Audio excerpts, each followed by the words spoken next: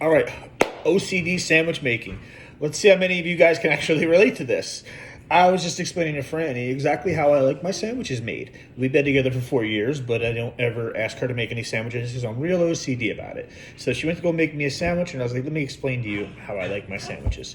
So, first off, the sandwiches are pretty much already made because it would take too long to do a video. But what I want you to understand is how OCD I am. So first off, what I do is I spread mayo on both sides of the bread. The bottom part is lighter mayo than what the top is, simply because when I take a bite into the sandwich, I don't like too much mayo hitting my tongue.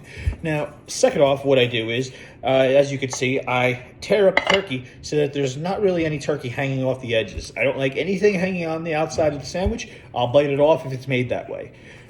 Next thing I do is I make sure that my meat and my cheese is at a 2-to-1 ratio. So there has to be double the amount of meat as there is cheese. I don't like to bite into the sandwich and taste too much bread. I don't like to taste too little bread. Too much info. I don't like to taste too much turkey. I don't like to taste too little turkey. And I don't want the cheese to turkey ratio to be off. So these ratios need to be perfect. So I make sure that there's double meat compared to the cheese. When I put my cheese on, my cheese is very, very carefully placed so that the corners of the cheese is not hanging off the edge of the sandwich.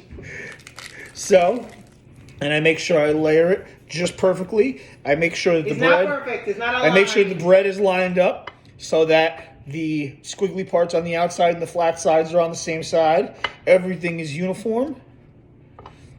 And now what we're going to do is we're going to go right over top of these sandwiches. And what you're going to see is that there's nothing really hanging off the sides.